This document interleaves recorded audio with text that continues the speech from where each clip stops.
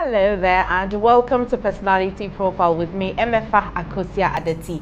And today I'm excited. Why? Because we turn all of our attention to one woman who keeps fighting and fighting and made her way to the presidential ballot as the only woman contesting to be president in this country in the 2024 elections.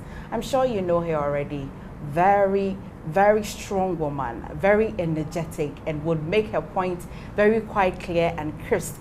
We're going to be talking to Nana Sarpong Kumankumah. I'm excited, and she was the CPP presidential candidate for the 2024 elections. Do stay with me.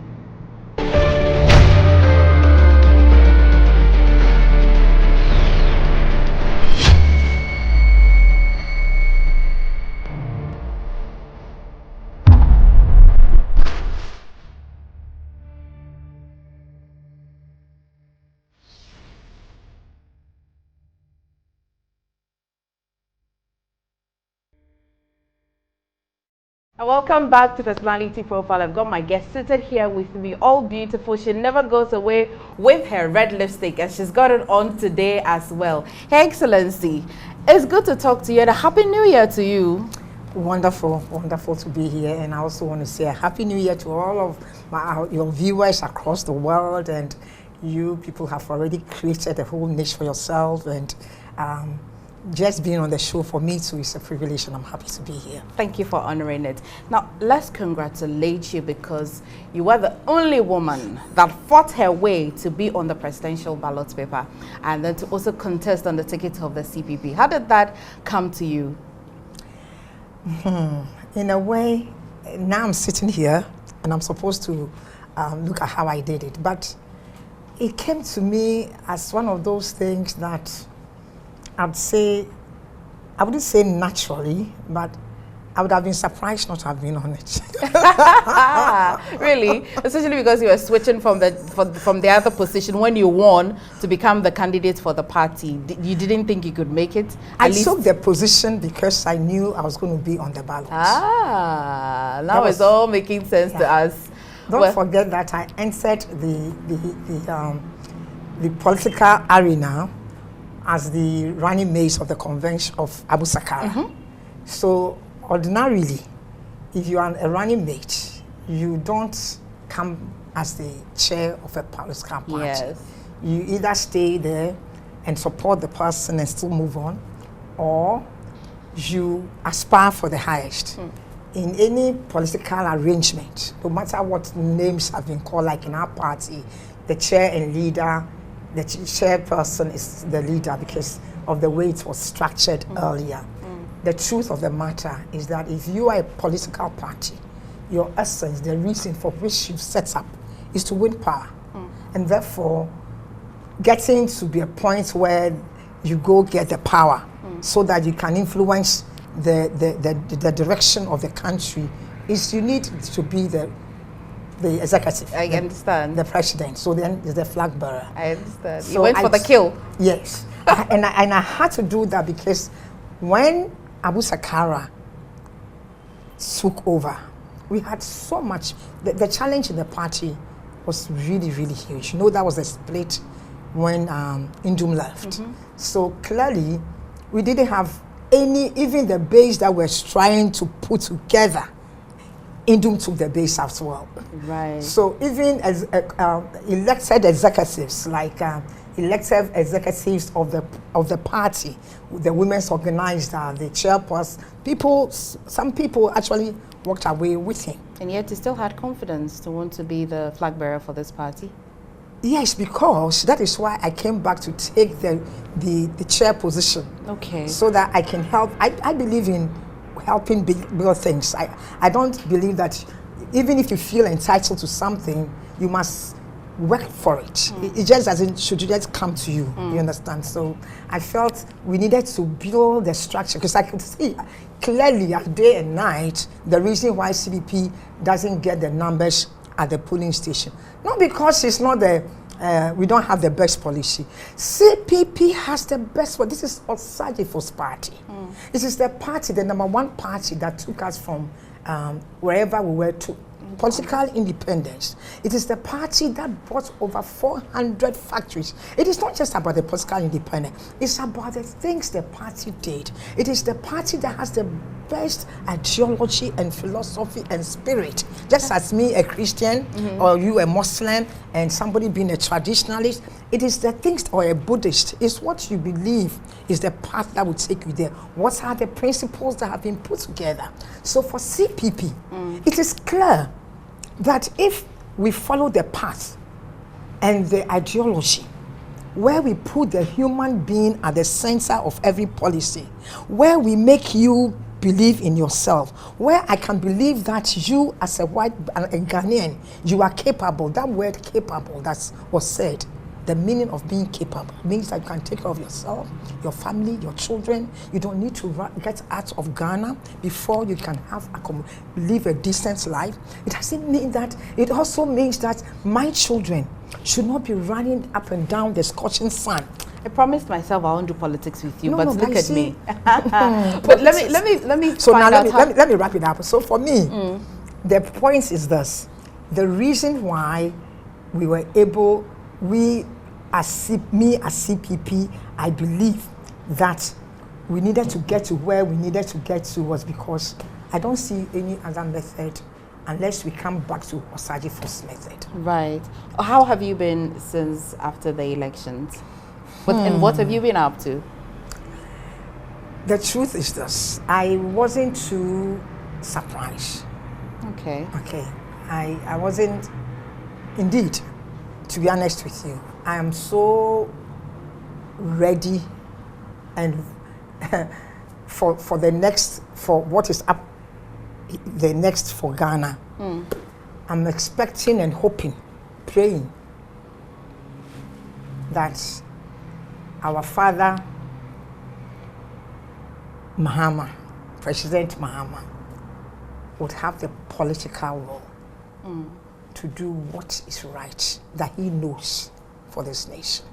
I mean, for a woman, and we'll get to know you. I'm sure my viewers are itching to want to know where you were born, what's your favorite food like, and all of that. But quickly before we get there, now we have the first ever vice president as a woman, and for a woman who wanted to lead this country, how do you feel about that?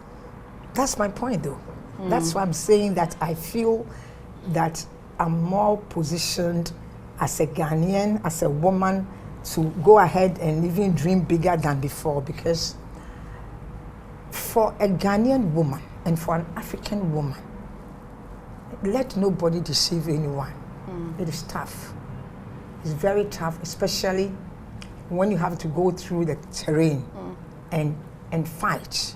You know, really speaking, I'm the only person in Ghana on the tickets of Ghana politics, the ballot, at least in the Fourth Republic, that actually went for elections and won.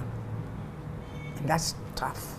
You can go and reference. Explain. Okay.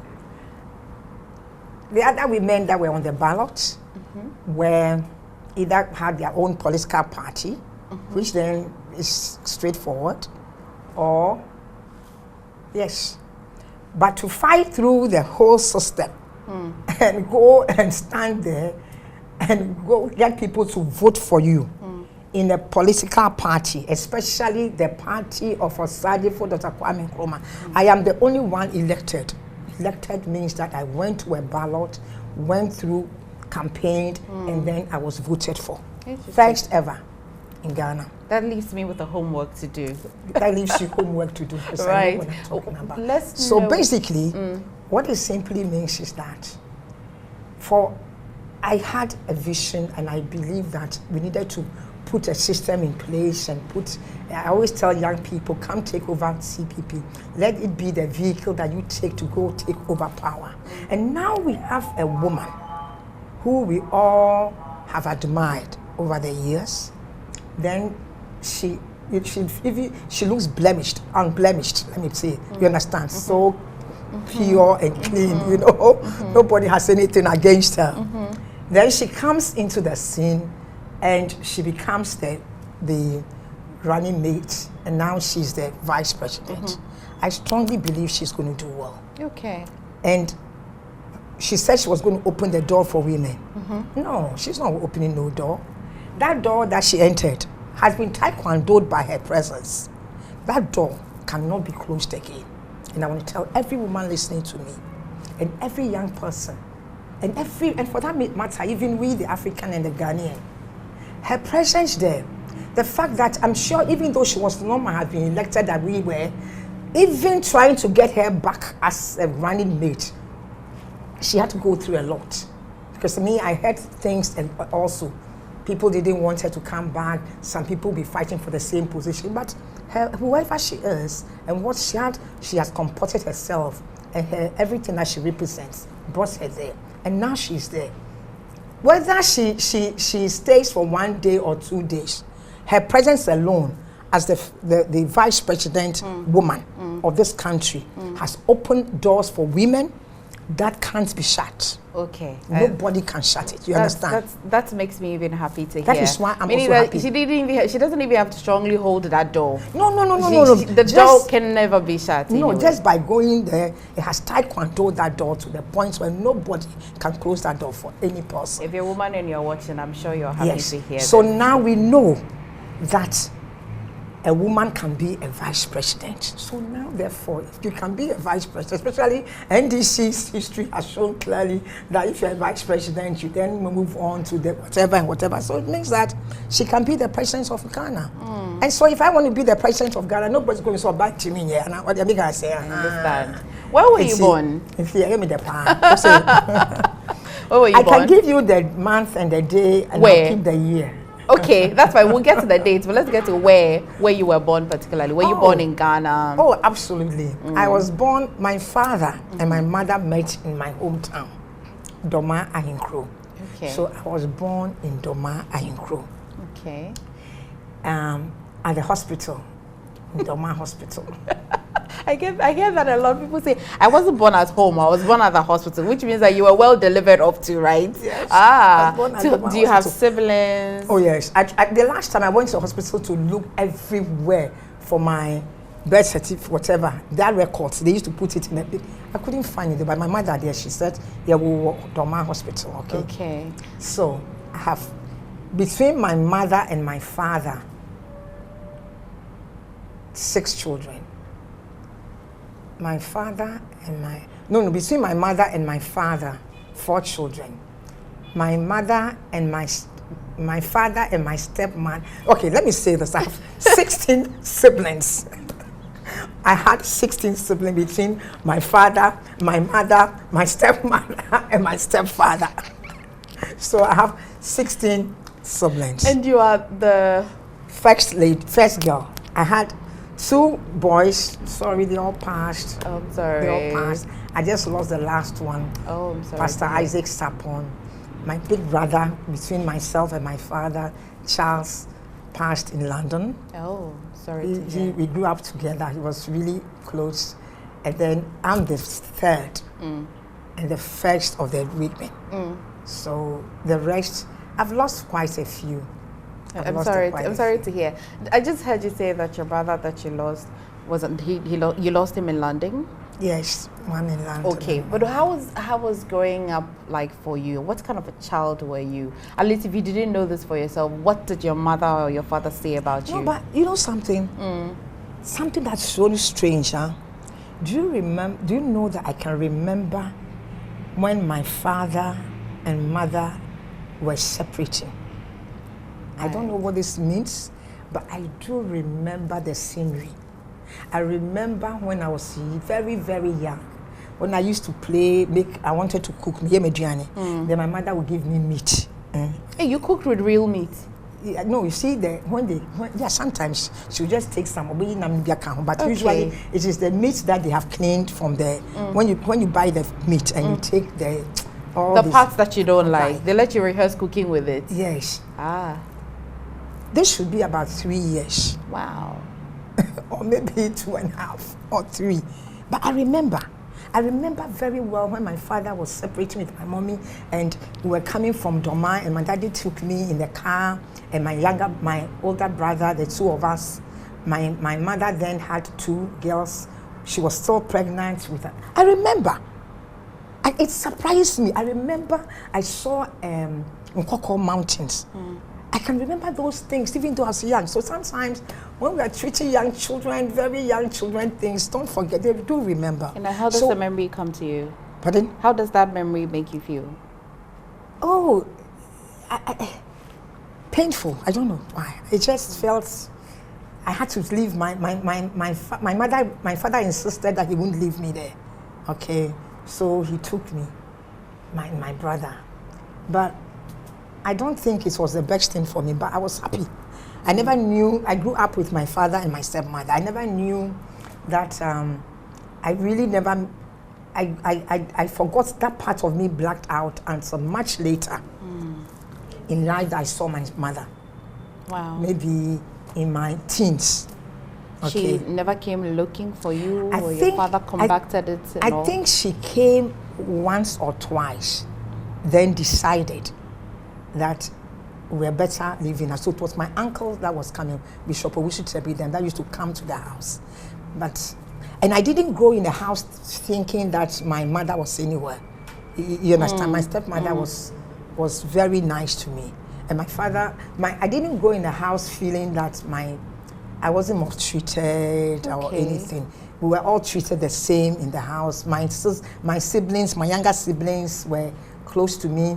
One of my sister that today when sometimes I speak is so painful is Dr. Marianne Okine. Oh. The doctor who died. I'm so sorry to hear. The one who had the viral infection taking care of another patient. Yeah. Yes. She was my younger sister. Indeed. People who know her, as I'm talking now, will realize they can put the face to face. Oh, yes. Because I remember very well, I was at a salon in East Legon, and somebody came. I saw the lady. I was just doing my hair. Then, before I realized, my sister came home. She said she was there. Then this lady comes straight from the salon and goes to Kolibu. At that time, she was and said, "Marianne, by you by any chance have a sister who is currently has managed one of her legs and is in East Legon?" That's how close. That's how much we looked together. And she was older or younger? No, I was about 10 years. 10 years younger than her. Do you, not to recall or not to let you remember any sad situation, but do you recall what it was that your mother may have seen when she visited and said, "You know what, my children are better off with their father, and so I will not come chasing"? I think my mother didn't have the kind of chance that I had. I made a choice when I divorced. I'll stay with my children. I think my mother was of that generation where you have a responsible man who can take care of your children, his children. The family would tell you to, you understand? So I don't think it was, and she didn't feel like I was being maltreated or anything. Okay. So I didn't think, for me, if you ask growing up, the scenery that I remember that is the coup. Is the Osajifo school. That's the scenery that I think was a little traumatic. How close were you to that coup? My father was the MP for Josu Jabin at that time. Not only was he the MP for Josu Jabin, but one of Osajifo's boys who he trusted and believed in and wanted. So when he wanted to build the Ghana that he envisaged, made him not the Minister for Agri, but he had an autonomous institution called Young Farmers League, which was an institution or a system that was to put the youth into agriculture, mechanized agriculture, and get them to mechanized agriculture and love to work. So my father was the organizer, the national organizer for that. He traveled to Cuba, Russia, you can see all those pictures. So though in parliament, was also the one in charge of that. So they had the farms all across Ghana, including Oyarifa. So I remember how he used to tell us a story of how Osajifo came there. I had the picture. When he died, I even put it part of the brochure that we did, how Osajifo came there And when Osajifo came and said, hey, he saw all these young people, they were so dancing, I mean like singing, happy, working. And there was a poultry farm in Oyarifa. Is it Oyarifa? Yes, poultry farm in Oyarifa, under the Young Farmers League. And when Osajifo saw the enthusiasm, the spirits of them, he gave them, he always says it, he took, is it £100? And he gave it to the boys, and they were so excited that £100, well, he had £100, that's £50, no, £100, and he gave it to them, and they were so happy. and the youth they were working and they were happy. So for me, what I remember growing up is that cool. I don't know what happened, but I remember my aunties telling my daddy not to go. Menko, I could see menko. Because they were calling everybody to report. He went. I never saw him for 2.5 years. What? Never saw him for 2.5 years. I was in this school. There's a school not too far from here. That's the cluster of primary schools here. Before GBC. Okay. Most of, at Kanda Estate here. Okay. Most of Osajifo's children were there. Most of the minister's children and people were all in that school. Indeed, it was in that school that I remember I heard the death of Salifu Dagati. Salifu Dagati. It was a school or? No, the children were in that school. So I remember the teachers told us, I remember very well, that he was here. By this time, how old were you? I might have been, in fact, I would still tell you my age, about 5, 7, 8 years. And I remember clearly, I woke up one day and all I can remember is that I was staying, not in the bungalow, we used to live in Latebiokoshi area, so you know from there to a school here, mean I came in a car, so my daddy would bring me and take me back to home. Our food was in the canteen, it was a 3-layer canteen, so every time you have your food in the canteen, you come. I can't remember what happened, but all I know is that I was now living with my uncle in a one room, and my uncle had a curtain. The bed was here, curtain. So me, my brother, and his house girl, and the baby, Apiadankwa's son, were lying here, and they were there. You understand? Yeah. Yes. So that was and then when you come out of the room, there were other rooms in the compound. Right at the traffic light of Adabaka, California Hotel, whatever. I remember. And then you'll be seeing people carrying the effigy and things of Osajifo, singing and going around. Kwame, Kwame Shege. You understand? Then me, I'll be following it. Then when I come, I'm saying, we are crying. You didn't understand what was happening. So if I understand, you were from home one day, went to school, a normal day, and then by the time you realized you were returning home, but it was not your original home. You returned in my brain. I remember that something happened. Because I think the coup might have happened the night, I don't know. But I know that my uncle said he rushed to our house. And when he came, he saw me and my brother, my younger brother, my older brother. He had to take us there. I'm sure it was my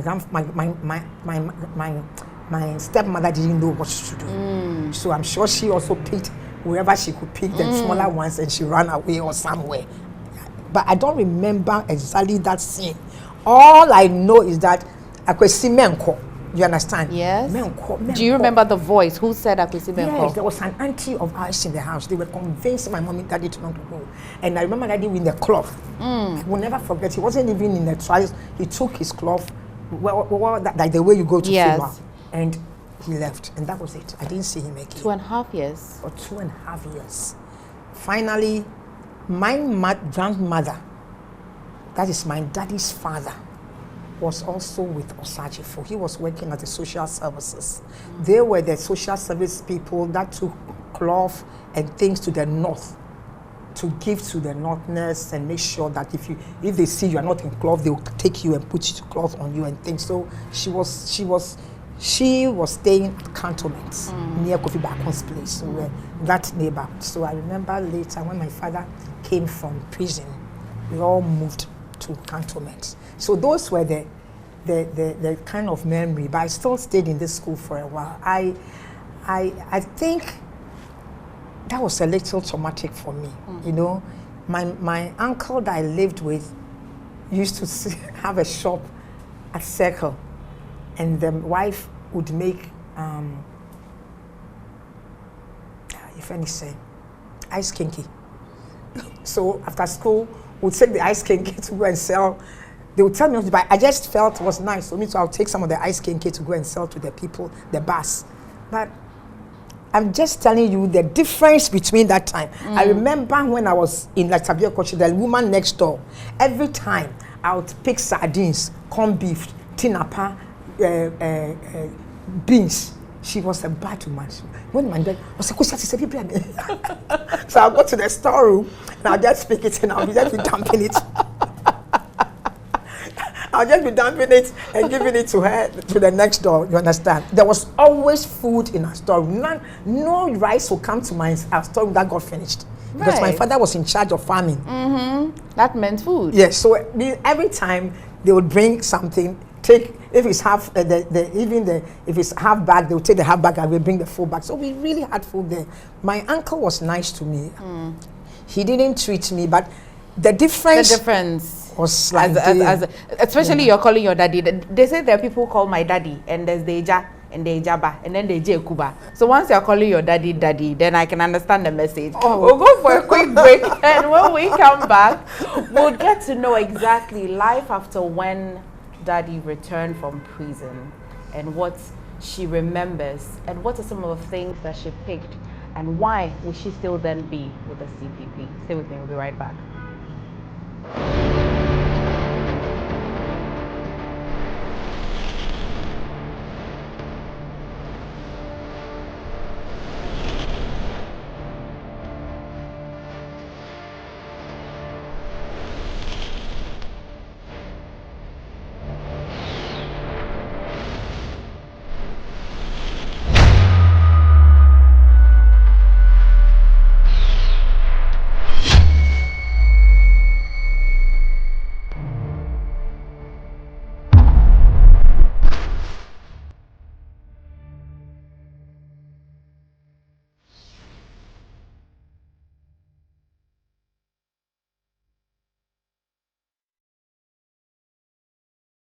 Welcome back to Personality Profile, and if you just joined us, I'm just hoping that you're not just joining us, you've been with us from the beginning, but if you just joined us, we're talking to that woman who bulldozed her way to the presidential ballot paper to be the only woman to have contested for the to be president in this country in the 2024 elections, and performed quite impressive. We've been talking to Nana Sarpong Kumankumah, and I've been learning a few things. There's the my daddy, there's the Ija, there's the Ijaba, there's even the J Kuba. I'm sure you know this by now.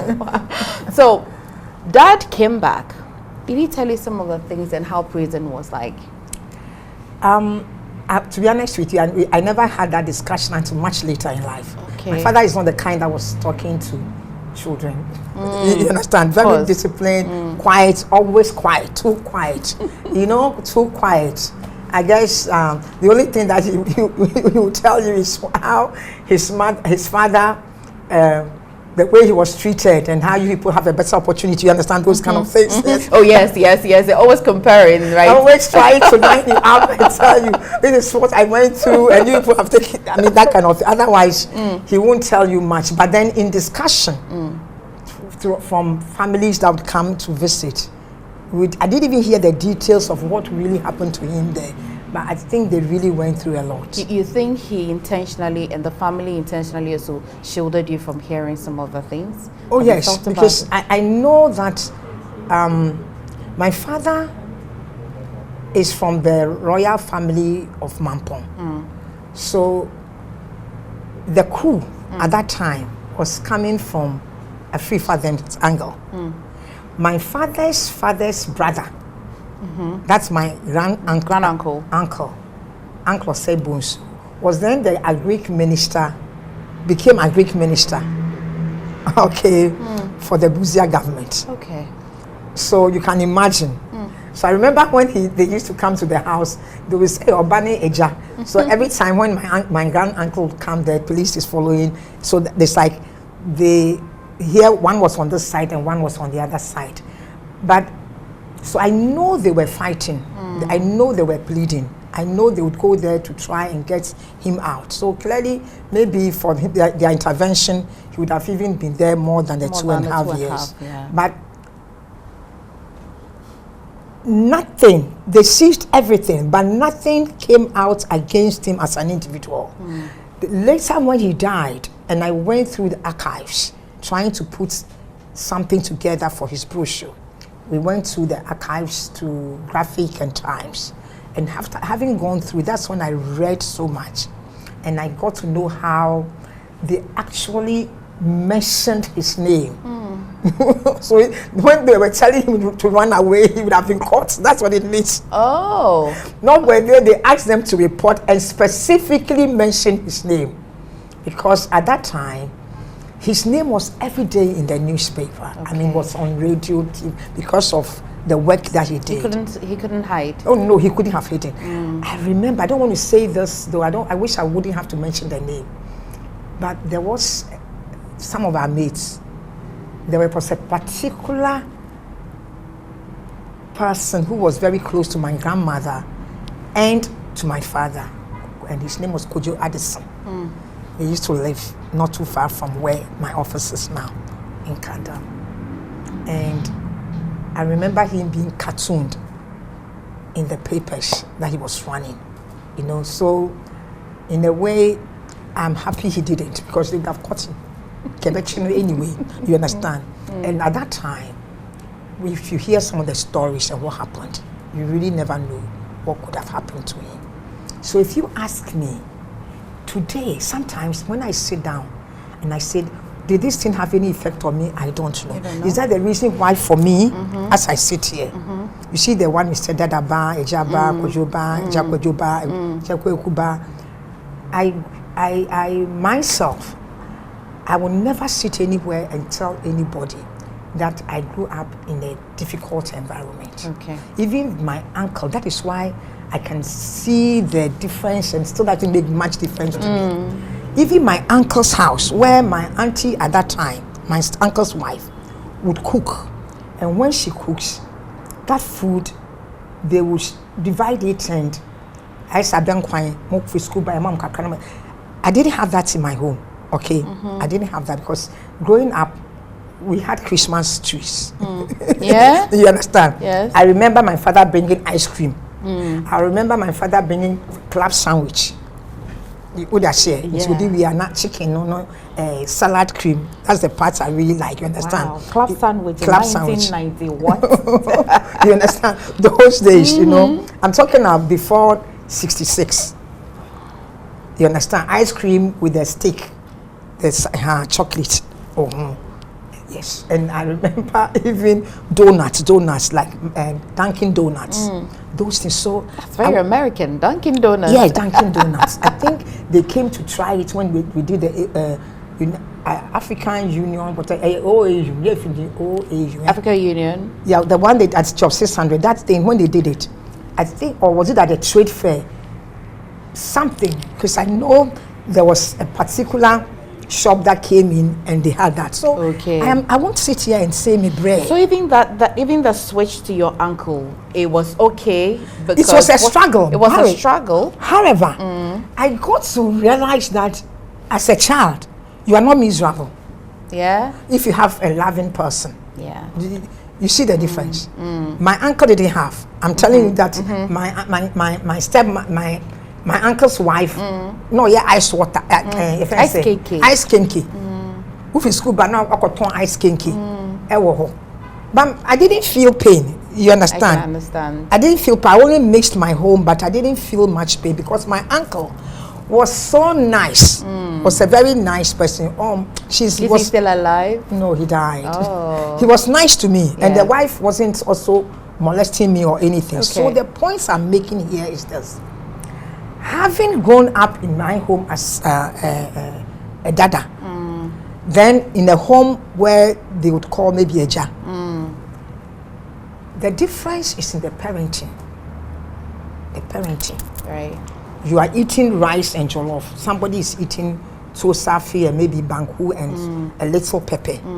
If you can show love to those children, if you can still believe in them, if you don't scream basa and you still can trust that they can do well, I guess life can be fair to everyone. And if I grew and I later realized, well, how come that you go to London, you go to the US and other parts of the world, and you don't see that much difference in people's lifestyle. Yeah. And people, even the person might be living high there, but they all end up in a McDonald's. You understand? They all have access to apartment. If you see them working, you might not even know the difference between the very rich person, son, and the boy who is not so rich. Why? Because they are all treated as human beings. It is important that we treat each other with love and concern and put human beings that and know that a jaba, papa ba, dada ba, indeed a jana kuba is the best. Because a no, at least African and Ghanaian, that are not you're foreign. And we are thinking say you access to foreign things, no. And you higher sin there no when you access, and it's not true. And I saw the reality based on that difference that I saw in my home with my father and my uncle. So from a very early age, life exposed me to both. You can appreciate both. Forced me to a situation that I appreciate everything. And so when I see a child, Mikos, I got a gift that most people don't have. When I see that child, I see the gentleman here. I see a lady like you. Why I see that gift, I'm thankful to my God, because I know how I struggled even after my father came from jail. And going to school was even difficult. Did you move back to live with your dad? Oh yes, he never left. I never left my dad until I got. And would it be the same house? No, we moved to different places.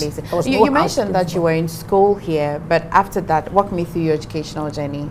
A little bit told me that you went to Infantiman. Oh yes. All right. Okay, yeah. So from here, we went to live in Kanechin. I went to Kanechin Girls' School. There was they asked my parents there near the Bubashi area. There, my stepmother was a headmistress. Okay, she was a headmistress. I mean, she was a teacher. Okay. Lisa became a headmistress. So I went to school there. Going to school, I always remember an experience, how difficult things were for me. In school, there's a teacher I was informed to. Then there's a teacher who you have to be in, I think, from 4 to become a school prefect. For some reason, this teacher said I was good enough and made me the school prefect. School prefect means you have to come and stand at assembly to be the one. What's it? You people conducting the assembly. Yes, there's a particular song. The one that's now the day. Oh, that's when school closes. Night is drawing near, shadows of the evening, silver across the sky. Amen. So I had to be the one to come and sing, to come and read in the morning and in the evening. I didn't have. I'm in Pabwa. Sandals na ediko class. I'm in Pabwa tete. School prefect, wow. School prefect. Me near ready for school prefect. You know, my time na yes, no. So there were these two girls, Aquile. I haven't seen Aquile for years. Aquile and Hilda. The moment I get there, then they'll give me the house. Oh. Don't let me start crying. Oh. Aquile will give me her slippers. Then take my chalowote, and then I'll go and stand there. Oh, I'm sorry. So now, of course, I'm not going to cry either. Yes. So for me, how can somebody like me, and yet I'm not a miserable child. My daddy didn't have enough money to give us to go to school at that time. I'll spend most of my money on sugarcane because for some reason sugarcane. Now people say, "Would you come in?" I'd walk to the school, whatever money, and let me understand this. The money that my daddy will give me, it wasn't every time. Sometimes he would drop us, but most of the time, sure, maybe he didn't have petrol in the car to drop us. But the money that I'll be giving to go, do you know something? No, I hear me mobile.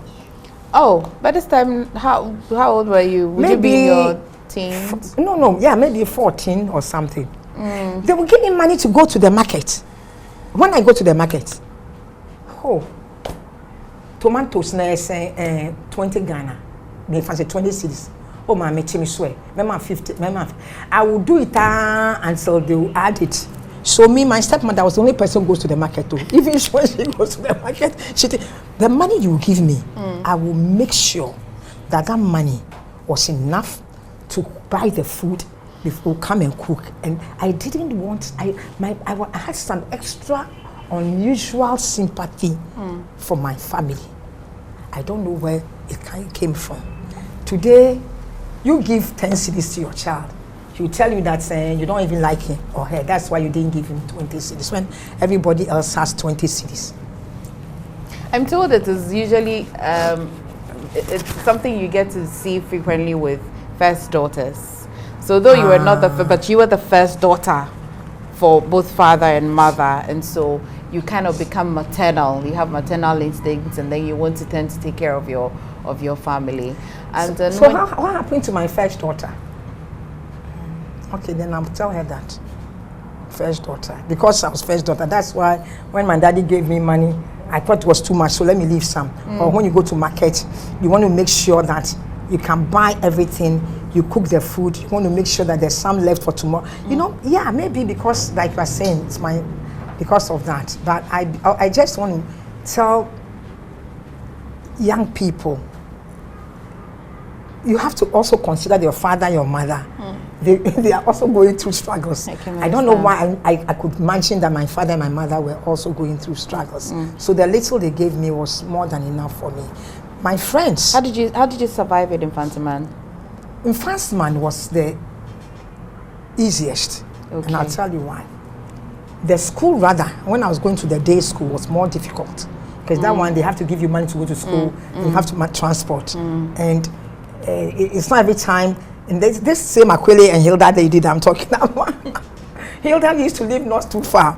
So during lunchtime, she would just, hey, where's Florence? That time I was called from, then I'll go to Hilda's house. Then they will make sure that Hilda's auntie was married, and the woman, and then the nice food, then I'll help Hilda, then we'll have lunch, then we'll come back. So I really didn't mind if I didn't even have enough money to go to school. Right. And guess what? I was good at mental. You see, mental. Hey, well, nobody liked mental. Scarce.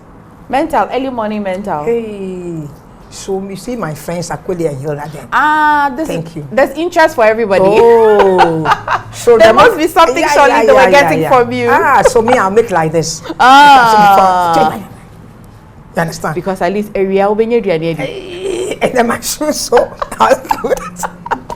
I was good at mental. So all my friends. I understand. It means that in Infantiman, because the school provided food at least. Listen, Infantiman was like heaven. I always tell people, Infantiman girls, when we got there, first of all, our headmistress, so nice. Okay. She, after the first time when she saw the difficulty of my daddy's feasting, she just gave us, she made my daddy apply for something. I got scholarship. Okay, Beza, whatever, something I'm sure. Yes, those days. So I got scholarship. The bursary that you get buys your sandals, gives you extra school uniform, everything. You didn't have to worry about toiletries, sanitary towels, and all of that. Those were the things that if you are going to school, like I never really got the full thing. It brought later. You see that? You get something, they will bring something later. But then you had your school uniform. You had your brazier, and you have one of two things you need. And you know, when your sanitary pad is gone, you still can improvise. I can understand. I can understand. You understand? Totally. Yes. So me, myself, everybody in the dormitory knew that when is that time? As for her, I won't sleep. I will be pacing up and down. It was it's one of these things. Yes, yes. So, but food was in abundance. The dining table, the 10 of us who were sitting there, Meaning, so everybody, it's girls' school. So the food was always, there was always some left. Sundays, when your parents didn't come, don't worry, because your parents didn't come to visit. The other people's parents who came, they won't come to dining. We got Heinz salad. Is it Heinz salad they call it? The mixed salad, Heinz one. In Heinz, so Heinz now has baked beans and all of that. The mixed vegetable salad. You remember that one with the vegetable salad? They still have it. They should have it now. I haven't seen it. I've stopped eating those things. Now I haven't seen. I've seen them do the ham, the sausages. There was one that was with vegetable salad. You have all the chopped, cubed cabbage, cubed carrots, potatoes. Comfort mama de ba. No. Oh, comfort mama de dining. You have everybody. That was their dining. Sardines, egg, baked beans, Heinz vegetable salad. Hey. And then Horlicks. What? That was our dinner Sundays. In Ghana school here. So you collect what you can. Maybe the sardine, maybe only 2 people came, so you have 8 extra sardines to take. You understand what I'm saying? Yes. So I won't sit here. Fancyman was nice. Today, when I see that thing, I won't say it's wickedness. When I see that serving of meal for students, where you don't even see the meat, the fish, you only see them collecting. Then we don't understand why Ghana is turning the way it's turning. We didn't struggle. Some of my colleagues who ended up on campus in Legon, I understand somebody will tell you, some of them will even tell you that there were problems and issues and fighting and things because they had too much chicken or too much fish. Life has changed. Our generation, 10 times better in terms of access to all these basic living luxuries than the children of today, especially if they leave their homes into institutions. And that shows clearly that there is a problem. And it's not improving. You understand? It should be better for them. They should eat better meals. They should have access to high quality, nutritious meal. Food. That's what what mostly Charles and the PTA have nutritious meal, but it's not. So we have failed. We have failed the generation. Our generation has failed the next group. Most of us are on retirement. So the current people in power or in head of institutions that are not making it work. What has happened? What has happened? So if you ask me, I don't think that any of us can say that we went through major hardship, because even in my school, whether you came with an extra sardine or anything in your chop box, like the story I've just told you, means that you weren't going to go hungry in the school. Yes. You understand? Yes. And you even end up with extra things that you don't have. And most of us share the things we had anyway. You're kind to each other. Yes, the only thing is that when I was going to school, I make sure that I make 2 shitos. Okay. I think you know your way around people. Yes, because the bullying girls in our school. So no problem. So no the saying. Well, so no they'll come and ask you to give them. You come and your assistant to so you give her the shito with the pepper, and then the one that has the you can adjust to you beef and the meats and the things, that you pack it somewhere, or you the group of you hide it somewhere. You know, life. I think that school going age at that time, school was really nice. The boarding setup that Osadifo brought to this country is one of the reasons why Ghana can't have any going to war. Me, I'll be surprised, and I hope it never happens, because the love, the friendship that exists between people, whatever you have heard in your home. I didn't hear a lot of things go in my home, but you hear snippets of things, like I wouldn't want to say some of them. That makes you look as if some group of people are not necessarily up to something. You go to school and you realize it's not like that. Yes. Your best friend that you are sleeping there is from one particular tribe, and she might be brilliant or better than you, and the other one who is not as brilliant as you is there and she has, like I told her, Kweli has you to give me. She has something to also contribute. And she's your friend and you like her and she likes you. So you grow up in that environment. At what age did you marry? My marriage, very early. I married as, let me tell you about boyfriend first. You want to hear you boyfriend? A nice guest? Yes. You know that when I was very, very young, I had a boyfriend. At what age? Maybe 7 years. Right under your father's nose. Oh, then how am my father going to know? The reason is because my classmates sent me boyfriend here. So, and you didn't oppose it? No, I liked him. So, that was the name of this boy. I always want to remember this boy's name. So when I was going to school, I was very happy. Children are not what we think they are. So you went to school happy, hoping to now boyfriend I won't kind of but I used to remember his name. Adote Anamia. I want to remember his name. Oh, it's a Ghana name. How long did that relationship last? Oh, and check. Maybe about a year. So when they took us from that school, how it paid me. Oh. Then again, when I was doing that quality time, so that's why that was so embarrassing. Because that one day, also I had a boyfriend, Alex. That one day, I remember his name, Alex Odum. I don't know if you are still alive. Find me here. Alex what? Odum. Alex Odum. Alex Odum was known to be my boyfriend in the school. Everybody knew that. So, and me, my daddy even one time spanked me because I think my headmistress told my daddy that when I come to school, I play with boys. Can you believe this? Me, my boyfriend, I'm talking about, it's just paper and pen. It's paper and pen boyfriend. Or I buy chocolate for you and then I write you, I love you, you love me, that kind of thing. Hey, Alex Odum, no. Oh, I told him that we used to write letter. And that's all. But I'm talking about me, I mean, 14. What boyfriend am I going to have at that time? But they punished me. My daddy didn't beat me. One time he beat me 3 with cane. Because the Suko Square, Alex Odum be letter. Not Alex Odum, that I play with boys. And I'm saying that me, I have grown up like that in my life. I'm a loner. I don't know how to explain it. And for some reason, I enjoyed boys' company of men. Because we are only talking. It's not, and they will teach you. You teach them. I don't know how, there was no fighting. I'm not a fighting person. And so, but they punished me. And so today, I still don't understand how my father punished me because they said I've been playing with boys in the school. Meanwhile, it's the classroom. And during break, I'm more in the group of boys than I'm a girls' company. That's why I was an African father. Today, typically Ghana. You see, today, knowing who I am today, I understand that I've been like this from childhood. Okay. Do you get my point? So you don't punish children. Parents, please. The fact that a girl and a woman or a boy, they are playing together, doesn't mean it can mean something though.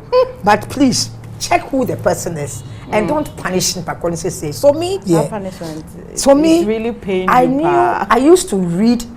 I spent a lot of my time reading. Every Perimation, that one was for law, and then the other one for love stories. Oh, I would be reading it deep in the night. I love reading. I'm I'm the one that's a romantic person. So I had this fantasy of what marriage should look like, what a love. If you did something small, it pains me. I feel like now I'm penny. You get my point. I was married at a very early age. I was just making a point. Very early age. By 23, I got married. I'm married to a diplomat at that time. I was a businesswoman. Very early age. My mother used to sell cloth. I was one of the people in Tema Textiles who made the first. My mother made cloth with designs first. One of those women who had their own designs. And I worked with my mother. Okay. I set up a factory, a sewing industry. It's still there today. Not the factory, but the name was Red Pond Sewing Industry. Okay. So we got married. A Muslim. I've always been rebellious. A Christian, I married a Muslim, a Northerner. So my mother wasn't my real mother. the one in Kumasi, wasn't too, did not embrace the thoughts that easily. My father, no problem. Because my father worked again with a champion, and he gave him the same position that Nkrumah gave my daddy, which is called Ghana National Reconstruction Corps. Let's remind viewers, tell us your father's full name. Akwesi Anthony Akwesi Sarpong Kumankumah. So the Sarpong Kumankumah comes from there. Right. Akwesi Sarpong Kumankumah. So Sarpong Kumankumah became again under what's his name? Champion's regime. A similar position. So all these things that you hear about Champion doing agriculture and all that, my father was the one in charge of that. Under the GNRC, Ghana National Reconstruction Corps. They were supposed to take the youth from the streets and send them onto farms. Same setup as Osajifo did with the Young Farmers League. Yes. Right. So at that time, he was everywhere, especially in the northern region. Everywhere. If you entered Castle and you saw a huge line from the Castle gates going all the way to the runabout there, they were not going to see a champion. They were going to see Sarpong Kumankumah at the National Reconstruction. All farm chiefs and everybody were going there because of the farming structure that they had. So what happened is that at that time, when I met my ex-husband, his name is Bawa Mahama. He's still alive. He's there. He lives in KJB now. He's a farmer. He's gone into farming. Even though he finished his PhD, he's doing farm. He is the older brother of Rashid Bawa. Okay. May he rest in peace. Yes. You know Rashid Bawa? Yes, I know him. Our handsome. Oh. He's my sweetheart. Oh. Rashid actually lived with me when he was in secondary school. He would tell me when he would come on holidays, he used to live with me in Accra. It's one of those painful things, you know. Yeah. Rashid and his bigger brother Ahmed. So Bawa was my ex-husband. So we were married when we were going to get married. His father didn't think my parents would even agree. And my father had no problem with that. He didn't. I was surprised. He did no resistance. It was my mother that had to go and tell my uncles to go and convince, because he didn't know how. First of all, you know, some saying. Yeah. So he was the one that was the problem, but they weren't. They didn't have any problem. So me, I've been a Muslim before. I tuba. I know how to make kose. I know how to make cocoa. Pinkanso. Pinkasunde. And then I want to buy Pinkasunde is me. No pone kose na name. Kose na kasano dear. My mother-in-law, who is still alive. Right. And in fact, I got a call last week from Bawa, and guess who was on the line? My mother-in-law. Hey, my name was Zaida Bawa. She's always calling to say, she's like, I don't know, I didn't think there's anybody on planet Earth who is like me. I also feel the same towards her anyway. So she always called me. She's about 100 and something years. She'll still call me today. So she would come, she taught me how to make all that, including the tosafi, everything. She'll come to my house. I'm supposed to get up early and cook for her, isn't it? Yes. No, she reversed it. That's nice. She didn't care me. I was a little lazy, but she didn't mind. She didn't mind. She would come and she would do everything. So I was married early. By the time I could say Jack, Bawa went back to the US to do his master's. Before I could say Jack, revolution came. The first one is the 79 one. Yeah, 79. So the 79 revolution, we were living at Blimpi. His very close friends were Chris Akim, Atams, and a few of them. They came to the house.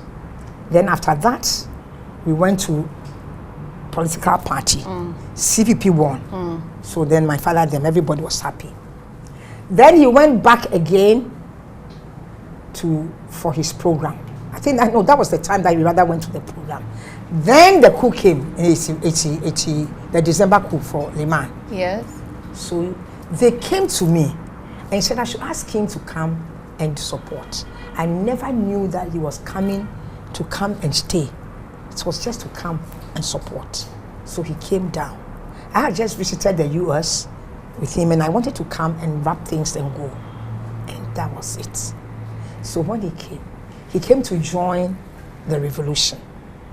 I was a businesswoman, like I told you. I would go to London and come with the same flight the same day. Me drew London, I go to a place called Sami and Salim. When I go to Sami and Salim, I just buy my things and then I will come back with the same black cab or whatever, find a cab, come back and then come to the airport. Same flight. I would go almost every 2 weeks. I'll go to London and come. I was doing my business. Then 80, the coup came. Then he now comes to join. I thought he was just coming to visit.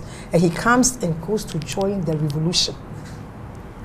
They made him the secretary to the Economic Review Committee, which was supposed to come up with, Kusibucho was then the minister, or the one in charge of, what do you call it? What do you call the one that Atufosin has been given? Let me say. Minister for finance minister. Yes. Hasiel. Yes. So, but Bawa was then in charge of the Economic Review Committee. I was supposed to look at all the ministries and how they incorporate and make it not Leninist Marxist, but make it so that it becomes socialist more than whatever they had at that time. So they were in charge. Himself, Chris Atim, and a few of them, including Kosibuche himself. I'm there because I couldn't do my business. And all along my life, I have always been active in trying to do something. I wanted to find out how I can support women. Women who were being harassed and molested by the military. Okay. Do you understand? Yes. Because he has come, and then he comes to join, because I thought he was only coming and then we'll go back. But he came and he stayed with Chris Atim and co. I'm a businesswoman. So here I am. These military people are, even my auntie was beaten. She was pregnant. They beat her with they said she was selling zipper a bit higher than the control price. So we decided, once I was home, I asked one of the people, said, I want to form a group to see how we support women, so that if women get molested or harassed or something, they can go to that group. At least for support. And we can support them, because I'm sitting home. I didn't know what to do. I couldn't travel again. They called us Kalabudi. And if they really wanted Kalabudi people, I was a queen. You understand? Like I've told you, me, I'll travel and come the same. So Kalabudi is a woman who was doing business. At that time, that was their definition. Once you are going to buy something from here and you are selling it at this price, then you are a Kalabudi queen. Okay. So me, I was a queen at that time. I was traveling and coming down. So I didn't know what to do. So I decided that is how I brought these women together. So the gentleman, she's called Atsampugri. He's also a PhD holder now.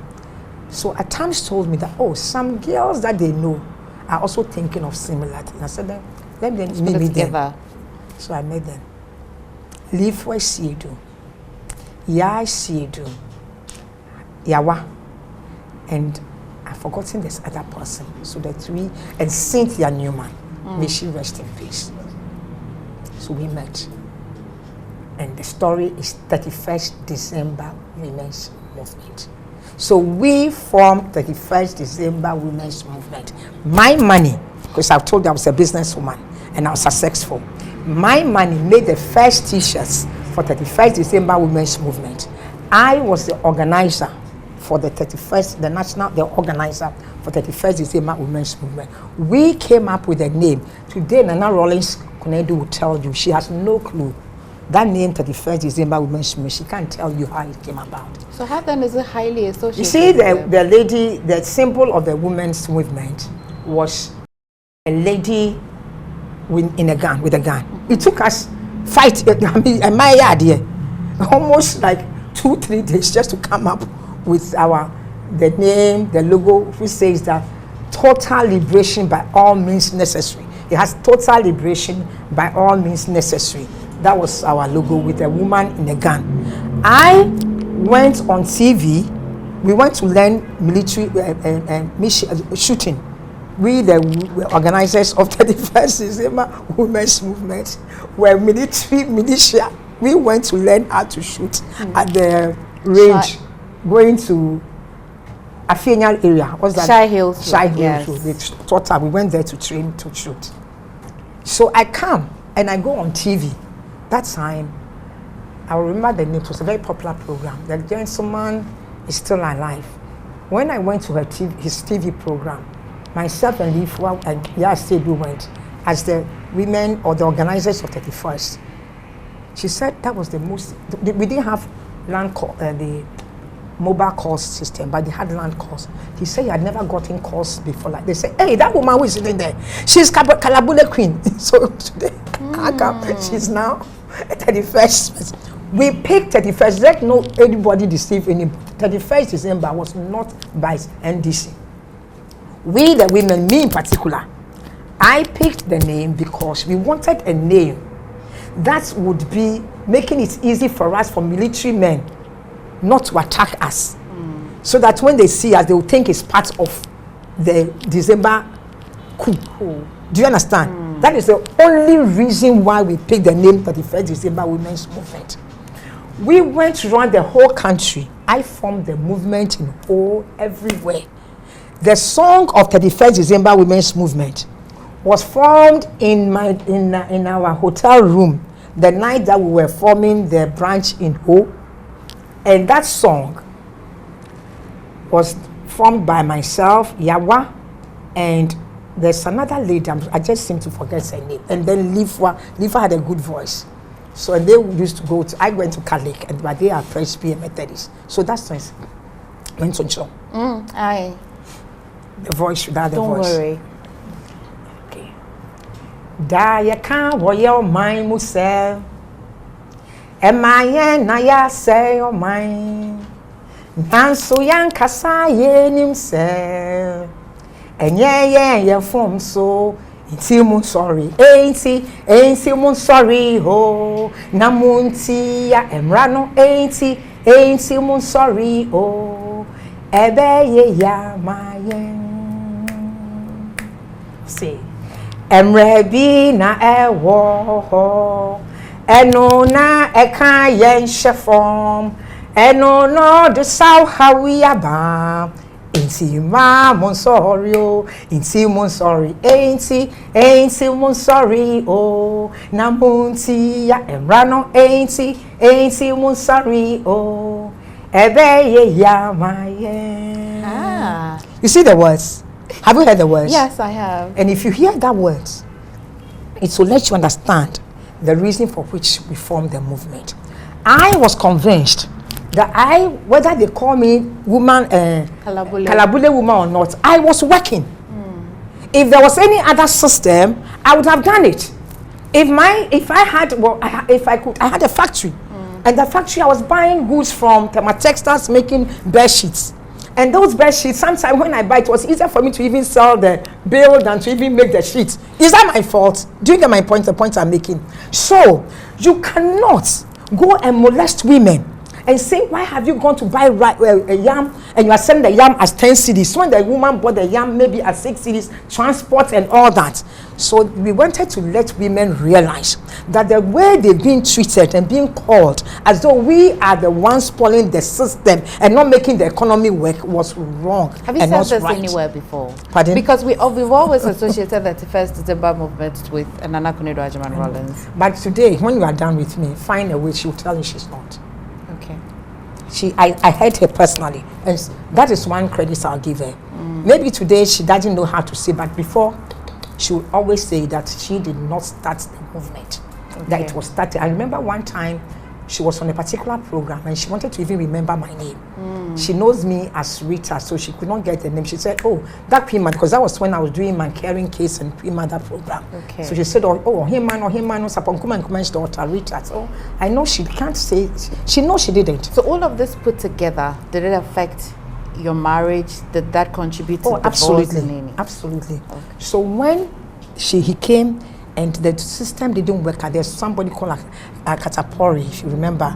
There's Jiwa, there's Saliwa, all those people. They used to come and sleep in my house. Indeed, Jiwa them all would come and lie in my hall there waiting for Bawa. Bawa them were in Zara Yebo's house at cantonment here, trying to put an alternative to the whatever they were bringing out by the minister, which they thought Bawa coincidentally at that time was taking his PhD in, and he was doing a program that actually was against aid. That he was convinced that aid is what brings the country, Africa, down. So they didn't think they should go back to IMF. You understand? So he then, late Rollins, then gave them the authority, you young boys, come up with a proposal to cancel what the economic minister is coming up with. So they were spending a lot of time there. You and them would come to my house, I'll cook for them, and they would be there. So before I could say Jack, there was supposed to have been some problem between the northern sector, those youth, the intellectuals within that group, and some group. So they came after them. So I had to go into exile. They came there, Taekwondo house. Me, I wasn't there. Me, I was told when they picked them as Dayayebo's house with a plane. JJ himself got down inside the plane and got him, picked them. Bawa was not picked, but then he went back to them. They jailed them, not jailed, but they put them in the guard room at the castle. So I went there at that time. I went there severally. You see me like this. Me, I have a certain spirit. I don't know where the spirit comes from. I insisted that at least they should let me give them towel and toothpaste and brush. They wouldn't allow. So I stood there in front of the armor car. In front of the armor car at the castle. And then Kwesi Shikata, Kojo Shikata was passing. So when Kojo saw me, Kojo knew me then, as 31st. So when Kojo saw me, he stopped and he said they should let me come. So he told me that he doesn't know why they've been picked. He doesn't know why they've been picked. But me, I knew he knew why they were being picked. The people have been picked for what reason? Then they came there. That night I was in my house. I went to sleep at Leafwest's place, the 31st group.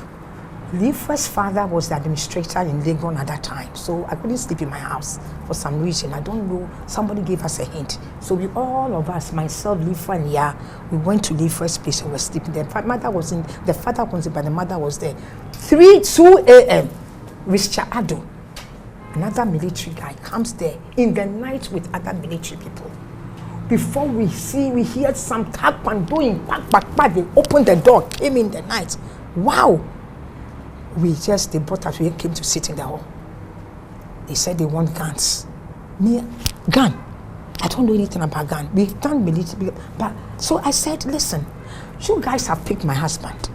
You've gone to my house, they've stolen everything in my house. The military have stolen everything. Now you have come here.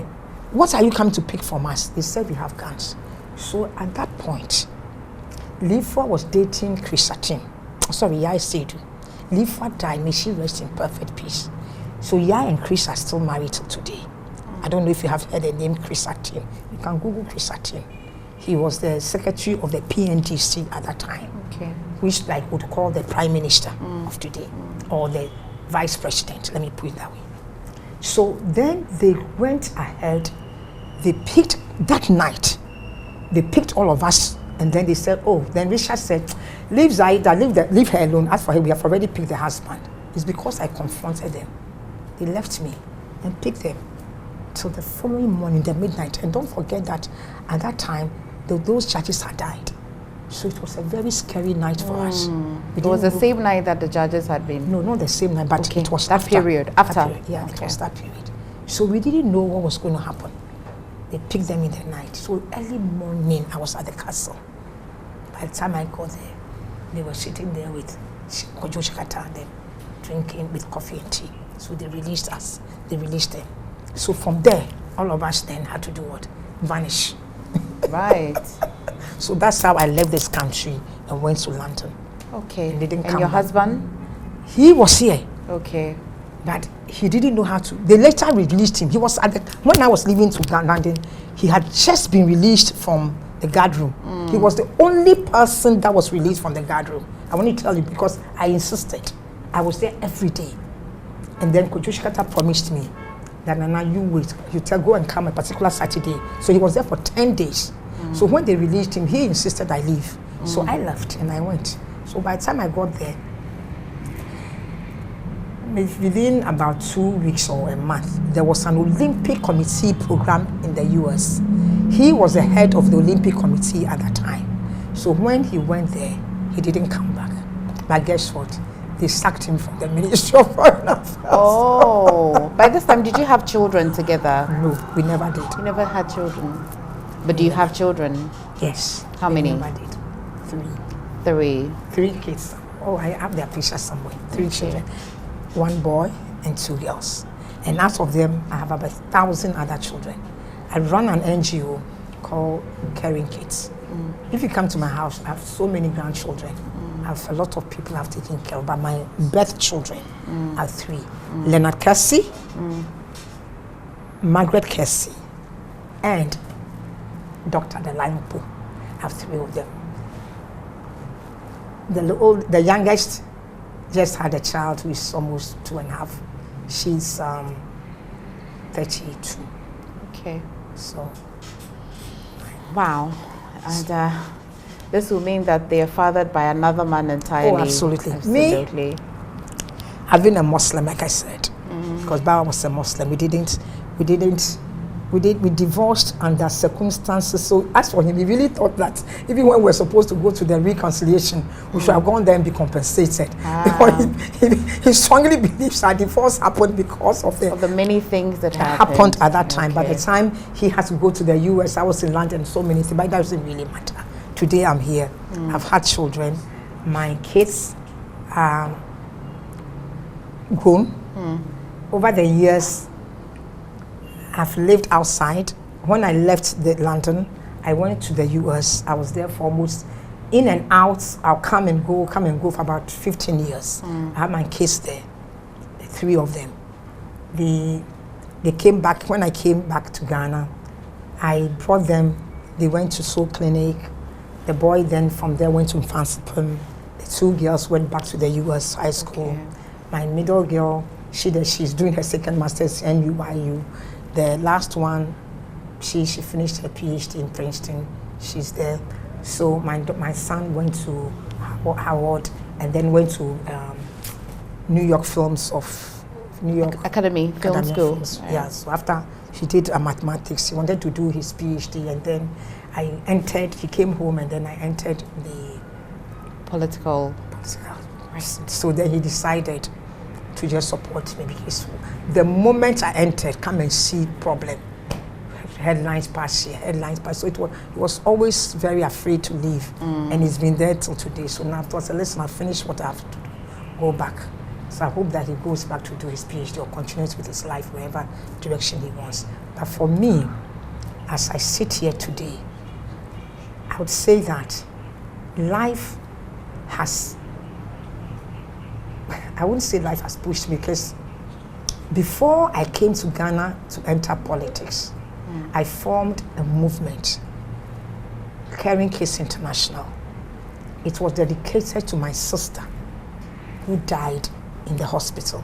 Okay. The pain that I went through, that today I can't even imagine that I can talk about it. I dedicated Caring Kids because I didn't see why anybody should struggle and suffer and not have access to just be examined why the problem, because they couldn't know what was the problem. I understand. She was in coma for almost the 9 months of the pregnancy until she delivered in coma. And then they were taken outside. It was in London that they actually found out what was wrong. By that time, it was too late. Yes, after 6 months she died. So I dedicated Caring Streets to her. So I spent my life I was obsessed with caring kids, helping people across the country. I can't count for you how many people that have walked through my program. You can call Amani, you can call Aboka, you can call Prince Derek, you can call Bawa, you can call a lot of them. You can even call the just past finance minister. Oh, Mohammed Amin. No, yes, I mean the younger ones. Right. Almost all of them. I was given the Mother of Nooks an award as the Mother of Nooks for Ghana and Mother of Ghana under Mani's administration when Ablakwa them were in the Nooks setup. I was the head city Richard them when Richard Mensah in city. City. Okay. When he was GIG, I was their patron. At one point, GAPS, Ghana Union of Professional Students, I was their patron. I was the patron for almost every youth organization or group at that time. And that when I was doing my Caring Kids International, I did a lot of programs. I got almost every award, youth award at that time. There was a program that was being organized in Tamale, which was the Peace Program. I organized it before the ministry adopted it under Ban Redu. And same Rashid Bawa, when Rashid was with the Ministry of Bless his soul. Yes, Youth and Sports. So Christine Cheche was one of my sweethearts. I see her as one of the role models that I've had. And I worked with her for a long time when she was a minister for Basic and Girl Child. Basic and Girl Child. I traveled across the country with her doing the NGO. I was organizing reading clubs for young people. I believe that we all had everybody must be given opportunity to excel. I agree. And that the only way we can do that is to expand. And the expansion of the human mind is the only way we can come out of all your limitations and to change the belief system and know that you can. That there's no need to step on each other and think the way we have it. No. And that for me was my contribution. And I did it with all the passion and everything. So after that, it was during that when Abu Sakara became the flag bearer, and they offered the position of the running mate to Eva Loko. Eva was supposed to be Abu's running mate, but for some reason, Eva went with what's his name? Pakusindo. And then you went with Abu Sakara. I was not around. I'm trying to make a point to you that I have come to a point in my world, in my life, that I'm conclusive about the fact that just do everything you can do.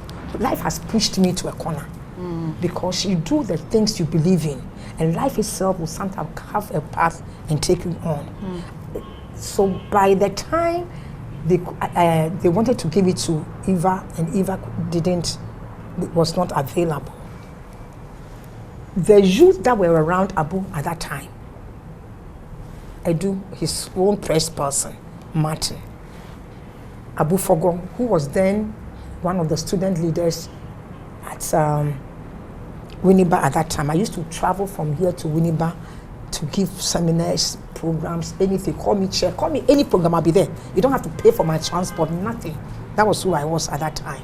So these were the boys who were around Abu Sakara at that time that insisted that they should call me. Because at the back of my mind, I was going to offer form, and I wasn't going to go to CPP activity because of what happened to my father.